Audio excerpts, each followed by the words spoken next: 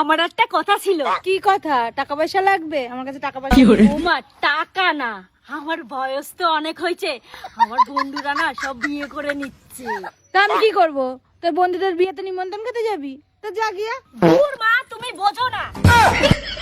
বুঝি না মানে? বুঝলে তুমি আমার এই কথা কইতে? বোঝাতে চাচ্ছিসটা কি? একা একা আর কয়দিন ভাল লাগে? আমারও তো একটা ঘর সংসারের দরকার আছে না? কেন? তোরা কি আমরা খেতে দিই না?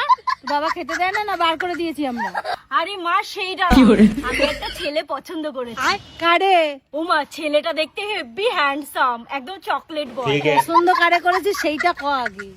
ওই প্রধানের ছেলে রে। ওরে নাইকা, ওকে তো পছন্দ করে? ও আমারে পছন্দ করে কিনা সেটা আমি জানি না, কিন্তু ও আমারে কইছে আমি নাকি ওর স্বপ্নের রানী। বিয়ে করে সংসার করবি কেম ভাই? তোর জামা প্যান্ট না আমার ধুয়ে দেওয়া লাগে।